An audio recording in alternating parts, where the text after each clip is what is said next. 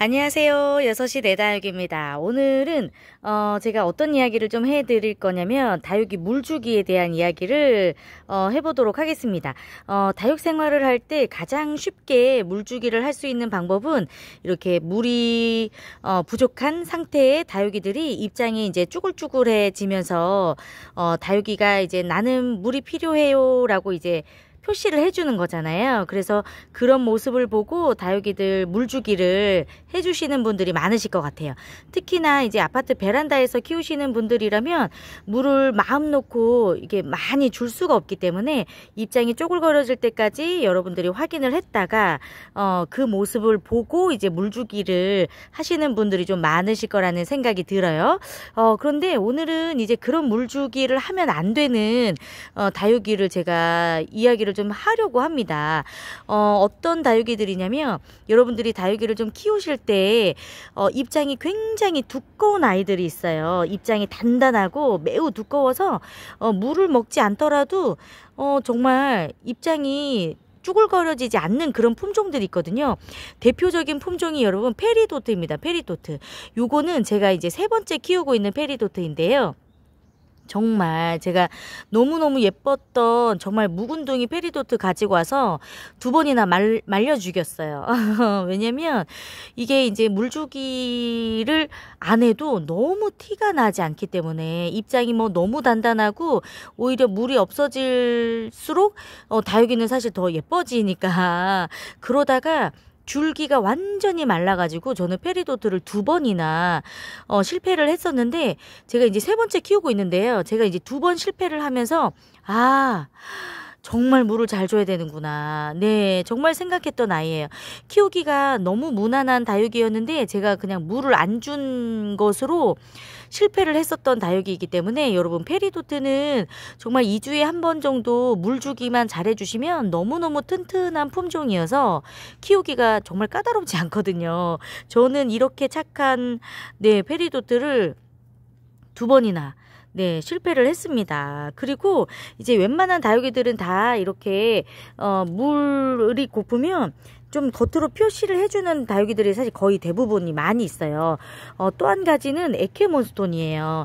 아마 제가 오늘 소개해드리는 다육이들 이외에도 정말 많을 거예요, 여러분. 이렇게 입장이 정말 단단한 다육이들이 정말 많거든요. 에케몬스톤은 여러분들이 이제 정말 키워보신 분들은 아시겠지만 진짜 입장이 엄청 단단한 그런 품종의 다육이여가지고 와 정말 이거는 정말 제대로 물을 챙겨주지 않으면 얼굴 다 쪼그라들 것 같아요. 예, 그래서 이 에케몬스톤도 절대 입장의 쭈글거림으로만 여러분들이 절대 판단해서 물 주면은 안 되는 그런 다육이입니다. 굉장히 입장이 단단해서 여러분들이 정기적으로 꼭 물을 줘야 하는 그런 다육이이고요. 그리고 제가 한 번 실패했어요. 이렇게 물 주기 잘 못해가지고 한 번 또 실패했던 아이가 바로 요 드로잉이라는 다육이였습니다. 드로잉도 입장이 너무너무 단단해요. 그래서 오랫동안 물을 주지 않아도 정말 진짜 표시가 또 잘 안 나는 품종이 또 드로잉입니다. 그래서 여러분들도 드로잉을 또 키우고 있으시다면 요런 아이들은 정말 여러분들이 물을 좀 잘 챙겨줘야 되는 그런 모습이 좀 보일 거예요. 그리고 한 가지가 더 보입니다. 이 외에도 정말 많을 텐데요. 제가 이제 키우면서 정말 실수하면 안 되겠다고 생각했던 아이들 샹그릴라예요. 샹그릴라 너무 예쁘죠, 여러분. 와 진짜 너무 예뻐요. 얼굴 뒤에도 이렇게 있는데 제가 샹그릴라도 역시 2번 실패했었나요? 이제 샹그릴라도 오랫동안 물주기를 하지 않더라도 너무너무 티가 안 나는 다육이에요. 왜냐면 평상시에도 입장이 짧고 굉장히 동글동글한 입장을 가지고 있어서 오랫동안 물 안 줘도요 티가 안 나요. 그래서 제가 이게 이제 물을 너무 안 주니까 또 미워지기도 하고 그러면서 더 관리가 좀 소홀해지기도 하고 이랬던 다육이가 또 샹그릴라였기 때문에 샹그릴라도 역시 정말 너무 착한 품종이에요. 물만 잘 챙겨주시면 정말 까다롭지 않게 키울 수 있는 다육이 품종이니까 샹그릴라 키우고 있는 분들이라면 절대 입장에 쭈글거림 기다리지 마시고 반드시 2주에 한 번은 물을 줘야 된다 생각을 하시면 될 것 같아요. 그리고 또 한 가지는 파랑새입니다. 파랑새. 여러분, 파랑새 너무 예쁘잖아요. 너무 예쁘죠. 와, 이게 파랑새도 정말 이제 좀 시간이 필요한 다육이이기는 합니다. 그죠? 정말 시간이 많이 필요하고 이렇게 물이 들기까지 좀 시간이 오래 걸리기는 하지만 이렇게 매력적인 모습 때문에 많은 분들이 파랑새를 또 좋아하는 이유가 있지요. 파랑새도 정말 입장에 쭈글거림 기다리시면 안 돼요. 반드시 2주에 한 번 역시 물을 좀 잘 챙겨주시면서 키워주셔야 요런 아이들은 목대도 정말 건강해지고 입장도 이제 튼튼해지고 얼굴이 너무 작아지지 않기 때문에 여러분들이 반드시 확인을 좀 해주시면서 그냥 정기적으로 다른 다육이들 물을 줄 때 줘야 된다 이렇게 생각을 하시면 될 것 같아요.